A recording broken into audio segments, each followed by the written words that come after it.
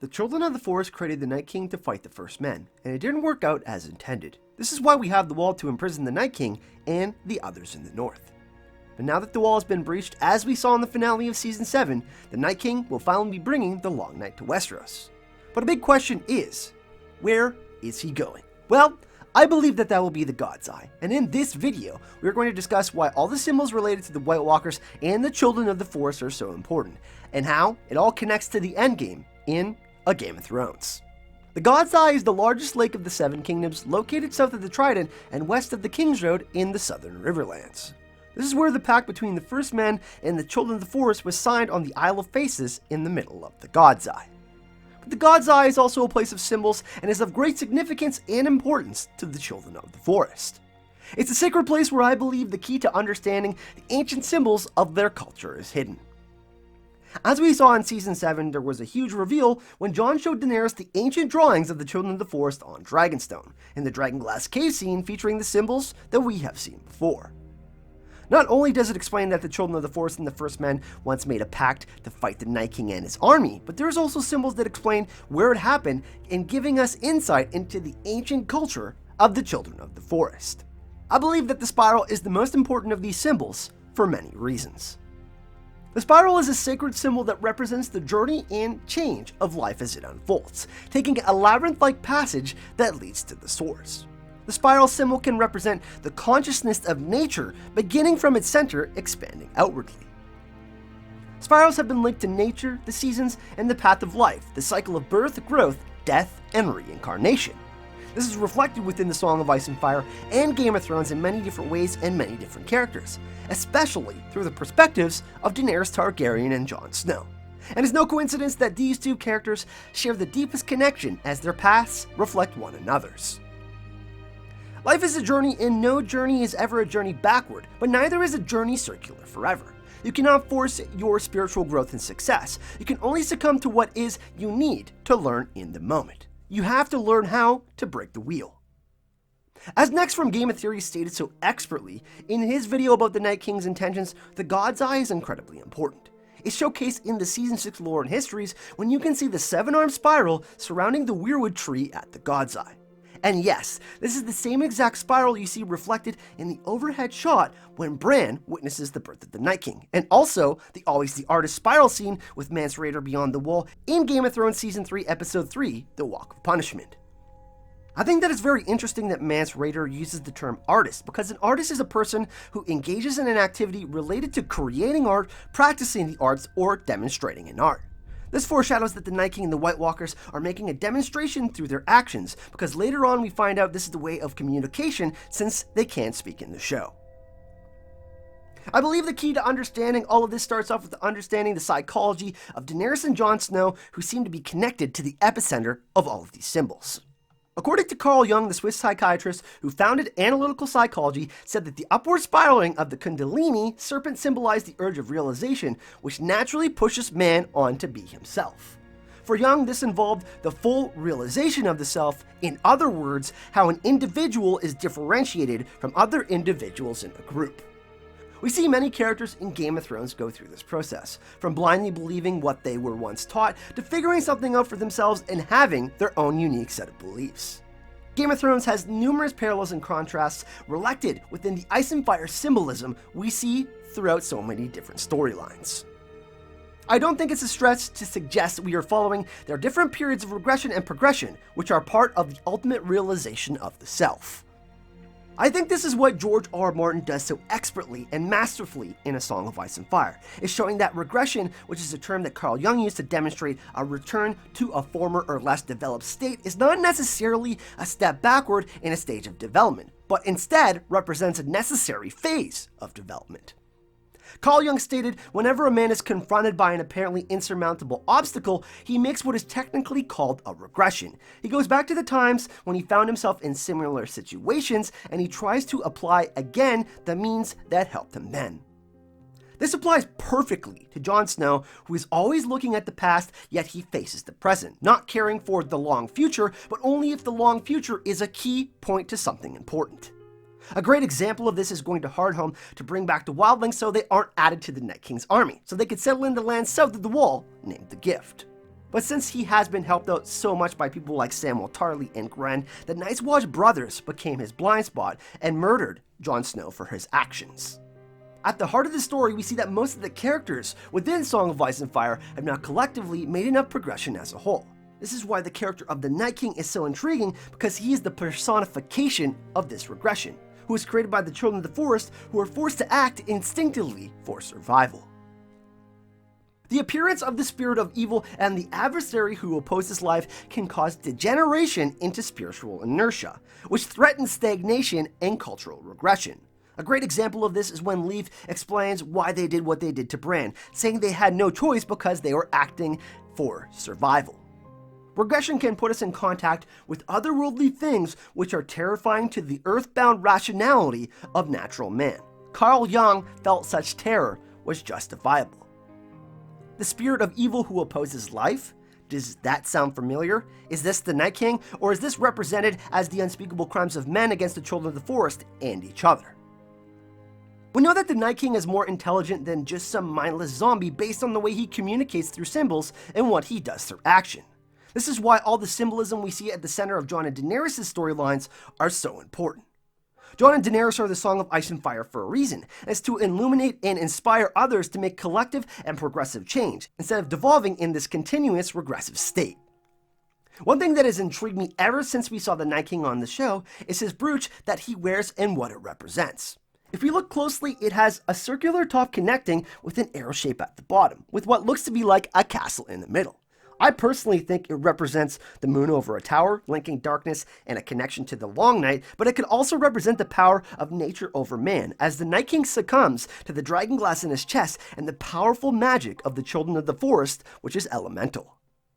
It's also possible that this could be symbolically linked to the Night Fort or represent the skull of a crow, or perhaps a connection to the three-eyed raven who witnessed him being turned into the Night King. As my friend Aziz from History of Westeros would say, the best symbols have multiple meanings. This spirit of evil was created because of the war between men and nature.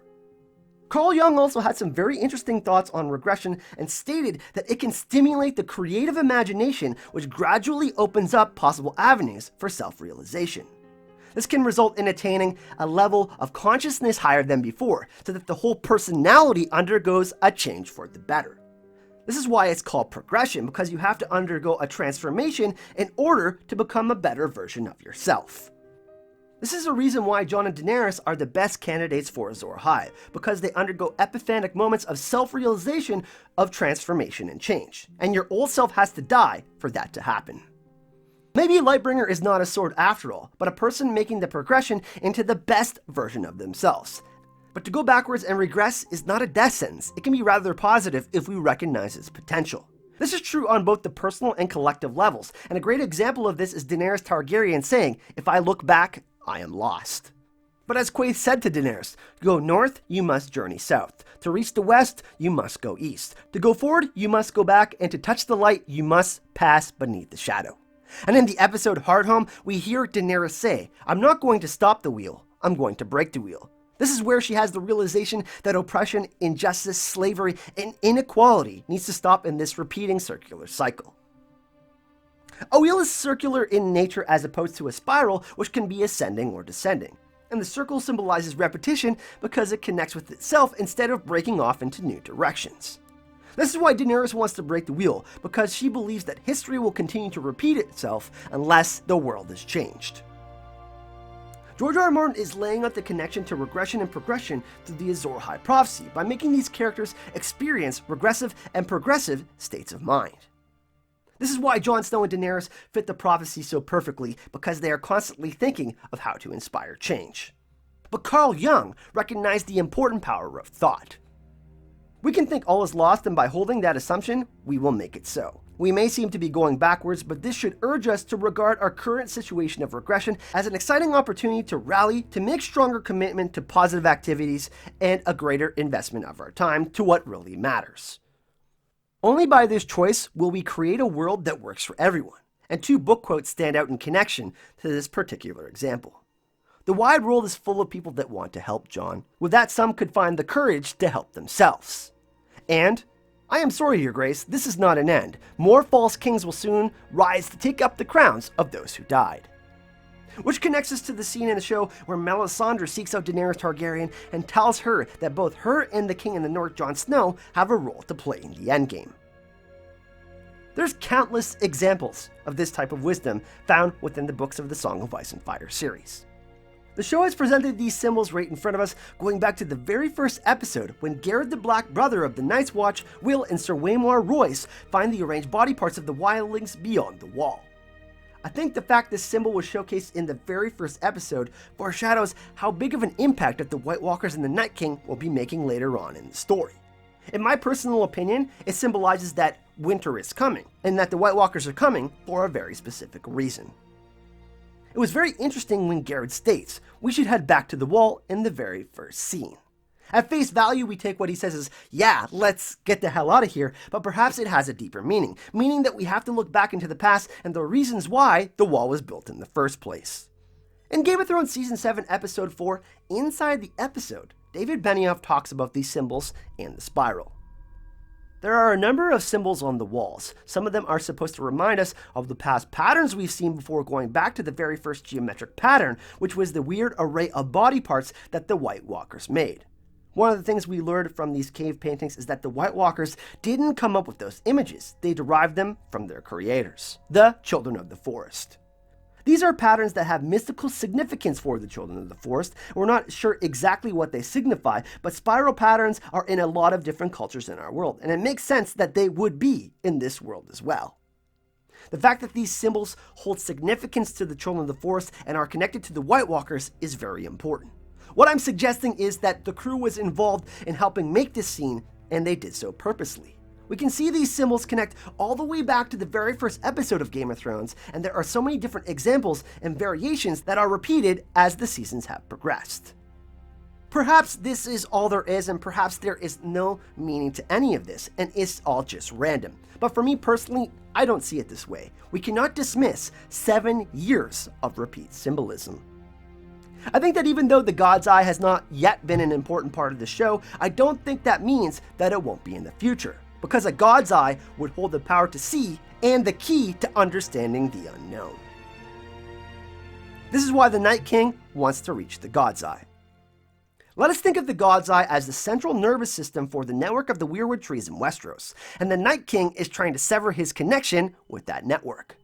The Night King was made at the center of the spiral of the stones at the Weirwood tree in the north by the mountain shaped like an arrowhead. And it's no coincidence that the Night King lured Jon, Jorah, Beric, Thoros, Sandor, and Tormund beyond the wall. He did this for a very specific reason. He waited until the unifying forces of ice and fire were ready to take him on, but separated and killed a dragon in the process. He knew full well that these forces that were attracted to one another, ice and fire, Jon Snow and Daenerys Targaryen, were not ready to live without the other. You see, the magical barrier between the wall and the God's Eye poses a massive problem for the Night King, so getting a dragon and being able to destroy part of the wall was his best chance at success. I think there was a significant amount of foreshadowing pointing to the battle beyond the wall also happening at the God's Eye. If we take a closer look to where Jon and the others are fighting, it is a rock on a frozen lake, not that much unlike the Isle of the Faces in the middle of the God's Eye, which is surrounded by a massive body of water. However, this time instead of staying behind and falling through the ice with his sword while the others get away, perhaps Jon will plunge his fiery sword into the cold chest of the Night King, ending this cycle. However, I don't think it's going to be that easy, and there's going to be a big final twist that involves Bran Stark. The lower half of Bran's body is paralyzed, which could symbolize ice, and Bran's mind is illuminated, which could symbolize fire. A mix of ice and fire. But what's in his heart? Well, I believe that Bran is the physical representation of Westeros in human form, and his heart is at the God's Eye, but so is the Night King's because it represents his creation. We have to get to the heart of the matter to the God's Eye for the final battle, where Bran can connect with the heart of Westeros itself, the expansive Weirwood network at the Isle of the Faces in the middle of the God's Eye. At this point, I believe that Jon and Daenerys and everyone else will be forced to retreat to the God's Eye because the North will be lost. And only then and there will we perceive our characters to be physically and metaphysically at the heart of Westeros. Once they are there, Jon, Daenerys, Drogon, and the forces of ice and fire will have a physical battle at the God's Eye against the Night King's army. But in the Weirwood Network, Bran and the Night King will be fighting a metaphysical battle. And during this time, when it seems like all is lost, and in this moment, when the Night King senses his victory, he will make a final mistake of feeling that he's won. Bran will grab the Night King, like the Night King grabbed him previously when Bran first encountered him. And Bran will connect with the mind of the Night King like he connected with Hodor's mind. In this moment, they will both be locked in this dream world, and Jon will plunge his Valyrian steel blade into the Night King's heart, and simultaneously, Arya will plunge the cat's paw dagger, the assassin's blade that was once meant to kill Bran in the very first season of A Game of Thrones, into the chest of Bran Stark, killing them both in the process. Keep practicing, Bran. Go on. Don't think too much, Bran. Relax your bull arm.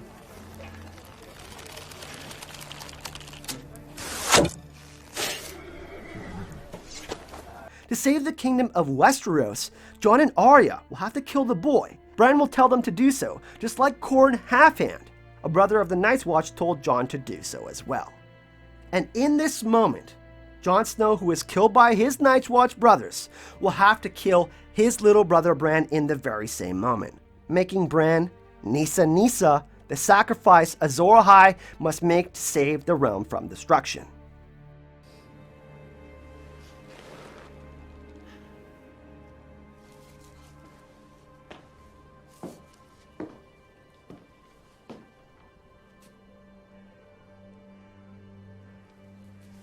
I came to say goodbye to Bran. You said it. The reason why Bran said the dagger was wasted on a cripple when he gave it to Arya didn't mean it was wasted because he couldn't use it, but it was meant to be used on him. It's bittersweet that the heroes of the story end up having to kill their own kin and forsake their honor for the good of the realm. But the lone wolf dies, and the pack survives. There must be a unification of ice and fire to stop this current cycle from repeating over and over again. Otherwise, history will continue to loop like a circle, and the wheel will just continue spinning and crushing those on the ground. Jon and Daenerys, with the help of the likes of Bran, Arya, Jaime Lannister, Samwell Tarly, the Hound, Melisandre, Tyrion, Davos, and many others, will have to make the choice to become the best version of themselves, sacrificing who they once were to inspire collective change. But it's bittersweet because all of this progression comes with a major cost, and the world and their lives are completely changed. I would like to expand more on this idea in another video, and I think it would make sense symbolically if Jon Snow or Daenerys melted down the Iron Throne. It would be very interesting because Jon's name is Aegon Targaryen, and Daenerys is a conqueror very much likened to Aegon. Aegon's Iron Throne was very much built with fire, steel, and fear, forging the realm into one wheel. But as Daenerys said, the wheel must be broken. I had a blast making this video, everyone, and exploring these ideas. I hope that you did as well. I'm toying with the idea of making this into a video series as we can explore the regression and progression of so many different characters like Bran Stark, Jaime Lannister, Arya, Sandor Clegane, and many others, and explore these characters' minds even more deeply. I would also like to invite all of you, of course, to discuss your thoughts in the comment section on this video. I know many of you have great ideas about the endgame of A Game of Thrones, and I think it would be a great idea if we do a live discussion next week and a fun follow-up where people can ask questions and we can discuss these symbols and what we discussed in this video. I would also like to give a shout out to some awesome people who entertained my thoughts and had fun discussions with me while I tried how to best present this theory. Robar Baratheon, James Ranson, Axe Chucker Kenny, AU Packmeal, Galen Halcyon, Adam Richards, and Anton, who runs an absolutely fantastic Facebook page, which you can find the link to in the description of this video. Of course, a big thank you to my favorites, Gemma, Helen and JR, Robert in Deep Geek, and everyone who put up with me when I was hyper and drank too much coffee going down the rabbit hole on this theory.